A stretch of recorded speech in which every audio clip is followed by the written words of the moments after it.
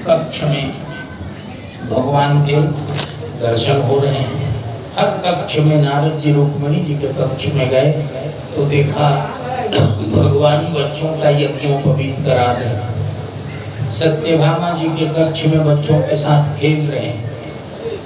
किसी कक्ष में बारात की तैयारी कर रहे हैं, किसी कक्ष में बारात की अगवानी कर रहे हैं, किसी कक्ष में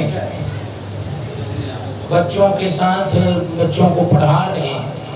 नारद जी जितने कक्ष में गए किसी भी कक्ष में भगवान खाली नहीं थे। और उसी समय भगवान हस्तिनापुर में भी हैं, महाभारत युद्ध में भी हैं, अन्य अन्य स्थानों पर भी हैं। तो नारद जी ने देवताओं से कहा कि ये भगवान है, ये सर्व समर्थ हैं, कर्तुम अकर्तुम अन्यथा कर्तुम समर्थ। जो होने लायक घटना है वो भी ना हो, नहीं होने लायक घटना हो भी हो जाए, तो सब करने में ये सर्व समर्थ हैं, इनकी देखा देखी मत करो। तो भगवान की गृहस्थी को देखकर नारद जी ने देवताओं को समझा दिया। अब एक दिन संध्या के समय भगवान अपने बच्चों को देख रहे हैं, बच्चे बाहर खेल रहे हैं मैदान में और भगवान सायंकाल की संध्या कर रहे हैं। उसी समय बच्चों की गेंद कुएं में चली गई और बच्चों से निकल नहीं रही है। तो भगवान से आकर बच्चे कहने लगे कि हमारी गेंद निकाल दीजिए। भगवान ने कुएं में हाथ लगाया, ऊपर से ही गेंद आ गई, लेकिन गेंद के साथ साथ एक बहुत बड़ा गिरगिट निकला कुएं से। बहुत विस्तार से, बहुत विचित्र गिरगिट है। अब तो बड़ी मुश्किल हो गई। बच्चे भी बड़े आश्चर्यचकित हो गए कि ये क्या हो गया। उस गिरगिट ने भगवान को समझाया। भगवान ने पूछा कि आप कौन हैं? तो उसने कहा कि महाराज, मैं पूर्व जन्म में यहाँ पृथ्वी का राजा था, इक्ष्वाकु नामक राजा का मैं पुत्र हूँ। मेरा नाम है नृग। आपने यदि दानियों का नाम सुना होगा, पृथ्वी के दानी राजाओं का, तो मेरे नाम ने आपके कानों का अवश्य ही स्पर्श किया होगा। मैं प्रतिदिन लाखों गायें संकल्प पूर्वक ब्राह्मणों को दान देता, लेकिन मेरे नगर में एक अप्रत्याग्रही ब्राह्मण थे। प्रतिग्रही कहते हैं जिसको, प्रतिग्रह कहते हैं दान को। संकल्प पूर्वक जो दान दिया जाता है उसका नाम है प्रतिग्रह। तो एक अप्रतिग्रही ब्राह्मण जिसने जीवन में किसी का दान नहीं दिया और उसके पास एक ही गाय थी। उसी गाय के दूध से वो अग्निहोत्र का काम करता था, हवन करता था। हमारे यहाँ मिथिला में अयाची मिश्र का नाम प्रसिद्ध है। उनके पास एक कट्ठा जमीन थी खानदानी, और उसी एक कट्ठे जमीन से उन्होंने बैल इत्यादि की भी सहायता नहीं की। वो पति पत्नी मिलकर उसी जमीन से इतना उत्पादन कर लेते थे और उसी से उन्होंने अपना जीवन पूरा करवा। ये है ब्राह्मण का सबसे बड़ा संयम, संतोष। जितना संयमित, जितना संतुलित, जितना संतुष्ट हमारा जीवन रहेगा, उतनी ही कई पीढ़ियां सुखी रहेंगी। और जितना संतुष्ट नहीं रहेगा उसका कहीं कोई अंत होने वाला नहीं। तो अप्रतिग्रही ब्राह्मण था, वह किसी का प्रतिग्रह स्वीकार नहीं करता था। उसकी एक ही गाय थी, उसी गाय के दूध से वह प्रतिदिन अग्निहोत्र इत्यादि संपन्न करता था। उसकी गाय मेरी गाय में आकर खड़ी हो गई। राजा ने कहा कि मैं पहचान नहीं सका कि कौन किसकी गाय है, और मैंने उस ब्राह्मण की गाय को अपनी गाय समझकर दूसरे ब्राह्मण को दान कर दी। जिस ब्राह्मण को मैंने दान किया वो ब्राह्मण वो गाय लेकर जाने लगा। तो जिस ब्राह्मण की गाय थी वो आ गया, उसने कहा कि ये मेरी है। जो लेकर जा रहा था उसने कहा मेरी है, राजा ने अभी दिया है। मामला राजा के पास आ गया। राजा ने कहा कि गलती मुझसे हो गई महाराज, मैं जानता नहीं था, मैंने संकल्प पूर्वक दान कर ही दिया, लेकिन कोई बात नहीं, इस एक गाय के बदले 1 लाख गायें आप मुझसे ले लीजिए। और इस एक गाय को छोड़ दिया। लेकिन उस अप्रतिग्रही ब्राह्मण ने कहा कि मैं लूंगा तो अपनी गाय लूंगा, नहीं तो कुछ भी नहीं लिया। और उसने कुछ भी नहीं लिया। इसका परिणाम ये हुआ कि मुझे सतयुग से, कब राजा इक्ष्वाकु थे, कब नृग हुए सोचिए, और तब से द्वापर के अंतिम चरण तक गिरगिट बनना पड़ा। क्रिकलास कहते हैं संस्कृत में, गिरगिट बनकर मैं तब से पड़ा हूँ।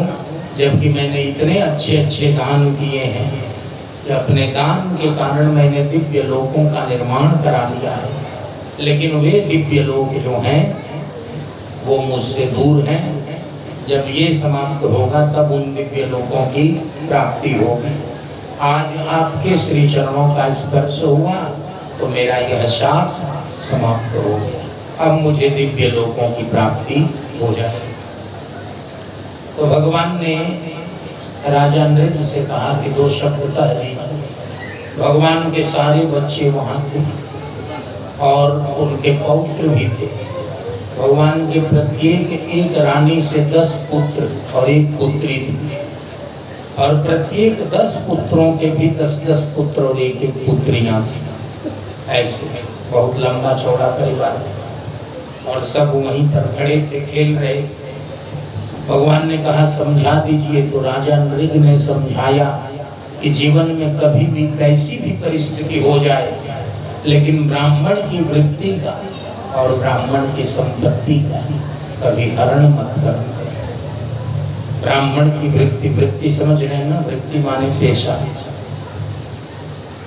ब्राह्मण ही वो काम कर सकता है, दूसरा नहीं कर सकता।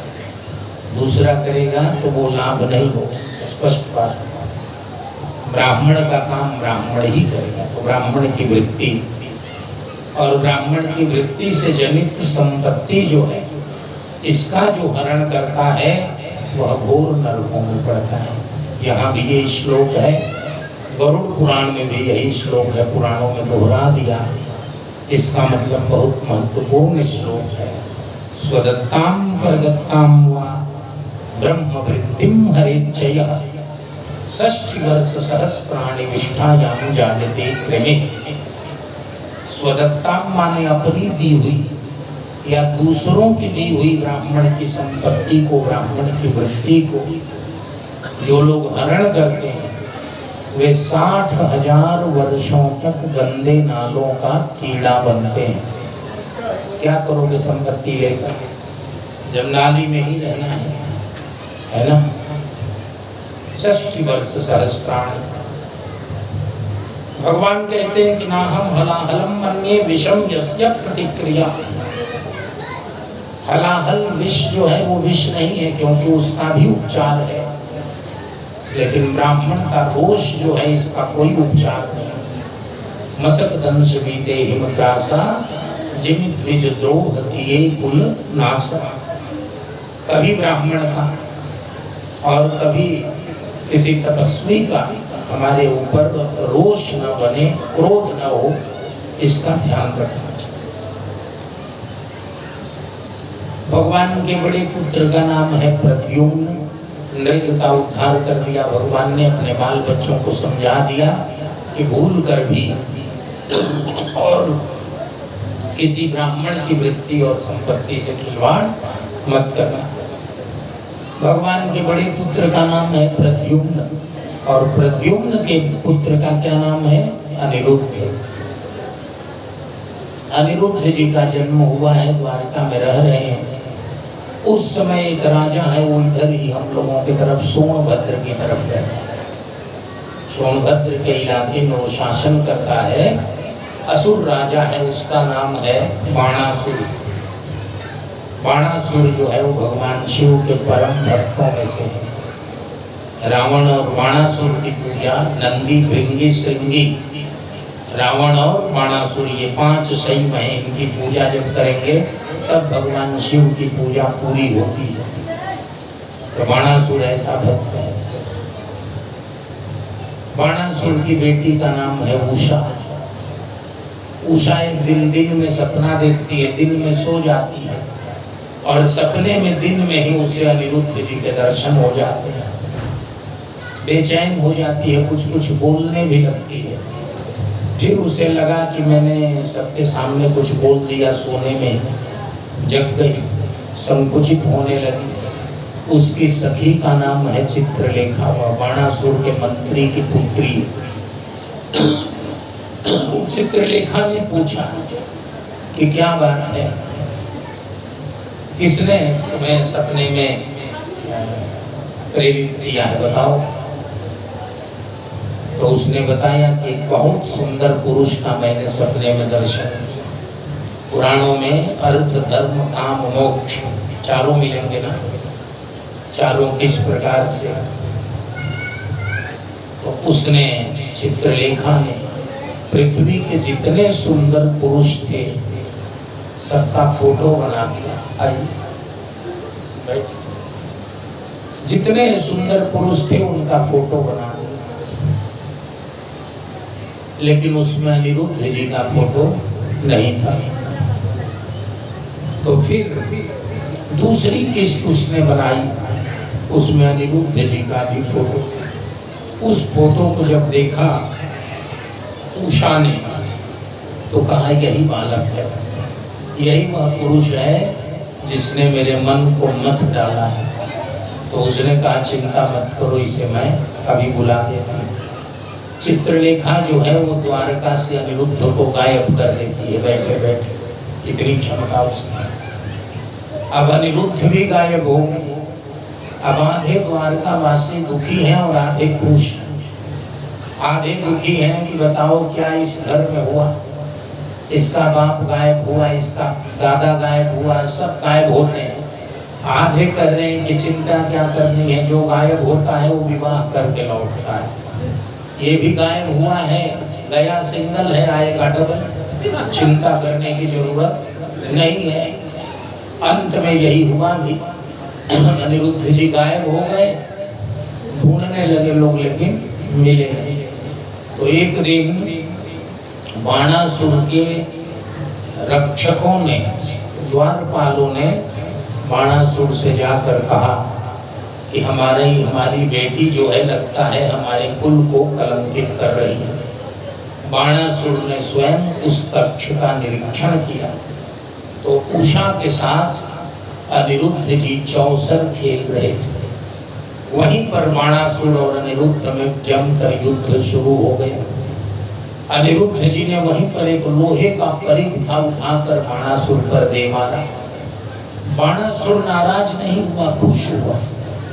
उसने कहा कि ये योद्धा है, लड़ने वाला है, इसको अभी ले चलो मैदान में, इससे मैं लड़ूंगा। शिव पुराण की कथा है, भागवत में भी दोहरा दिया है। बाणासुर को भगवान शिव की कृपा से 1000 भुजाएं मिली थी। एक दिन वह भगवान शिव से कहने लगा कि कुछ लड़ाई बड़ाई हो नहीं रही है, 1000 ये भुजाएं भार हो गई, लड़ू मैं किससे? आपके अतिरिक्त तो कोई और ऐसा बलवान नहीं दिखता जो मेरे बराबर का हो। शिव जी ने कहा कि ये मेरी पूजा करता है, मेरा भक्त है। हमारे गुरुदेव ने बताया है कि 3 ही संबंध होते हैं। व्यक्ति शुरू में आएगा, बहुत दंडवत करेगा, बहुत श्रद्धा रखेगा, शिष्य रहेगा। थोड़े दिन साथ रहेगा तो मित्र हो जाएगा, और थोड़े दिन और साथ रह जाएगा तो वही गुरु हो जाएगा, है ना। संजय जी हमारे साथी, इनका कोठा पूरा हो गया। तो 3 ही संबंध हैं। शुरू में शिष्य रहेगा, बाद में मित्र हो जाएगा, और उसके बाद हमारे गुरु जी को बहुत लोग मिलते हैं ऐसे। तो बता रहे थे, हमसे कह रहे थे कि हमको ये मिलते हैं। हमने कहा कि आपको तो कम मिले हैं, हमको वही मिलते ही नहीं। हमारे यहाँ तीसरे से ही शुरुआत होगी। तो बाणासुर ने यही किया, एक बाणासुर हो तो काम चले। यहाँ तो सब बड़े सुर भस्मासुर मिलते हैं, है ना। तो अब जो है बाणासुर ने भगवान शिव से कहा कि आप ही से मैं युद्ध करना चाहता हूँ। भगवान शिव ने कहा कि तुम्हारा दिमाग खराब है, तुम मेरे भक्त हो, अब तुम्हारा दिमाग तो खराब होगा ही, तो तुम्हारा खराब होगा तो मैं भी अपना खराब कर लूँ, ये ठीक नहीं। मैं तुमसे युद्ध नहीं करूँगा। लोग क्या कहेंगे कि बताओ बाणासुर पूजा कर रहा था, उसी को बड़ी मारी, है ना, ये भी होता है ना। तो इसने कहा कि नहीं, मैं लड़ना चाहता हूँ, ये भुजाएं मेरी भार रूप हो गई हैं। तो भगवान शिव ने कहा कि मेरे ही समान एक योद्धा से तुम्हारी भेंट हो जाए, उससे तुम लड़ लेना, तुम्हारे लड़ने की कामना वो पूरी कर देगा। और भगवान श्री कृष्ण से भगवान शिव ने कहा कि ये मेरा भक्त है, इसका सिर नहीं काटना है और इसकी 4 भुजाएं छोड़ देनी है, ताकि जो फंडामेंटल इसका जो जरूरी काम है 4 भुजाओं से करता रहे। बाकी 4 भुजाएं छोड़कर 1000 में से और 996 काट लेंगे, खत्म कर देना। अनिरुद्ध जी से जब लड़ाई हुई तो ये खुश हुआ, ये कहा कि ये तो बड़ा अच्छा हुआ, ये लड़ने वाला मिल गया। शिव जी ने कहा था, और वो लड़ाई अब लड़ाई के मैदान में होने लगी। नारद जी के द्वारा द्वारका में, मथुरा में सूचना मिल गई, सारी सेनाएं आ गई और भगवान कृष्ण भी आ गए। अब बाणासुर हारने लगा। वो लड़ाई जो है वो हुई है आरा के आसपास में, जिसको आजकल कहते हैं कौरा, मसाड़, कालीसात, नवादा, बेल, ये सब जो गांव हैं, यहीं लड़ाई हुई है बाणासुर की और भगवान कृष्ण की। उस भूमि पर अभी भी छोटे छोटे शिवलिंग खेतों में मिलते हैं। पूरा शैव क्षेत्र है, संभाला नहीं गया, सारे चिन्ह बर्बाद हो गए। जिस स्थान पर मथुरा की सेना आकर वहां रुकी, उसको आजकल कहते हैं मथुरापुर। मथुरापुर एक गांव है कौड़िया स्टेशन के पास। हाँ, और जिस स्थान पर द्वारका की सेना आकर रुकी, उसको हरिगांव कहते हैं। NH पर हरिगांव, जगदीशपुर से पहले, तो उसी क्षेत्र में ये लड़ाई हुई। भगवान श्री कृष्ण जब भारी पड़ने लगे तो बाणासुर ने भगवान शिव को पुकारा, कहा कि अब आप किस दिन रात के लिए रहेंगे, आइए लड़ जाइए। तो भगवान शिव भी आए। क्या करें, कोटा पूरे करने के लिए चेला आई है। अब कहने लगा कि अब संभालिए, तो भगवान शिव बैठ जाइए, इधर इधर। तो भगवान शिव आए। भगवान शिव ने एक हथियार चलाया, उसको कहते हैं रुद्र ज्वर, माहेश्वर ज्वर। ज्वर माने बुखार। बायोलॉजिकल वेपन्स इस समय जो चल रहे हैं, जैव हथियार। तो भगवान रुद्र ने जो बुखार चलाया, 3 सिर और 3 पैर थे उस बुखार से पूरी सेना जलने लगी भगवान कृष्ण की। तो भगवान श्री कृष्ण ने भी बुखार की काट में एक बुखार ही चलाया, उसका नाम है वैष्णव ज्वर। इस वैष्णव ज्वर ने रुद्र ज्वर को जलाना शुरू किया। बुखार को ही बुखार हो गया। अब बुखार जलने लगा तो तुरंत रुद्र ज्वर ने, माहेश्वर ज्वर ने भगवान कृष्ण की शरणागति दी और कहा कि आपके हमारे इस संवाद का जो लोग वर्णन करेंगे या सुनेंगे, उनको किसी भी प्रकार के ज्वर से कष्ट नहीं हो। तो ये भागवत की ये कथा है। बाणासुर पर भगवान शिव अब किनारे हट गए। भगवान शिव ने कहा कि मेरे बस का कुछ नहीं है, जो था मैंने कर दिया। और इधर धड़ाधड़ बाणों की वर्षा हो रही है। उसके 996 भुजाएं उसकी कट गई, उसका सिर कटने वाला है। तब उसकी धर्म माता का नाम है कोटरा, कोटरा देवी। जहानाबाद में एक गांव है जहाँ 3500 वर्ष पुराना वृक्ष है और शिव मंदिर है। लोग बतलाते हैं कि 3500 वर्ष पुराना है और भी पुराना हो सकता है। उस शिव मंदिर का नाम है कोटरेश्वर महादेव। ये सब बाणासुर का क्षेत्र है, शैव क्षेत्र। तो कोटरा देवी उसकी धर्म माता है। वो आकर खड़ी हो गई। जब स्त्री आकर सामने खड़ी हो गई तो भगवान कृष्ण ने हथियार चलाना बंद कर दिया। बाणासुर ने जान बचाई, भागकर अपनी जान बचाई और उसके बाद उसकी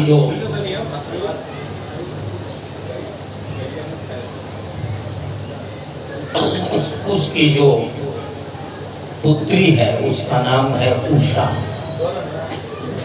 उषा ने, गौर से सुनिए, उषा का अनिरुद्ध के साथ विवाह हुआ और अनिरुद्ध जी उषा को लेकर द्वारिका चले आए। तो ये द्वारिका की कथा है। आइए आइए।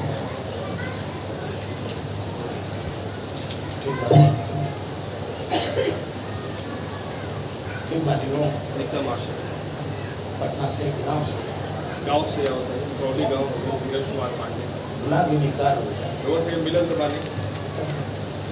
चलिए, बहुत अच्छा। नारायण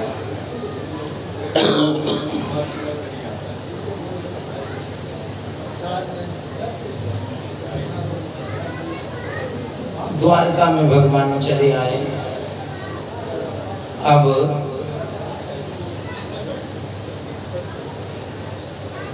बड़ा ही दिव्य वातावरण बन रहा है। भगवान ने अपने बच्चों को बहुत उत्तम संस्कार दिए हैं और स्वयं महाभारत युद्ध के द्वारा भगवान ने पृथ्वी के भार का हरण करवाया और तमाम राक्षसों का उद्धार जीवन पर्यंत करते रहे, कभी किसी का कभी किसी का।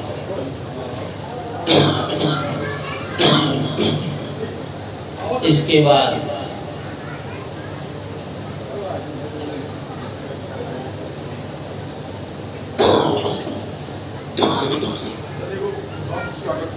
हाँ आइए आइए, आपके विभाग के रहते हैं ना।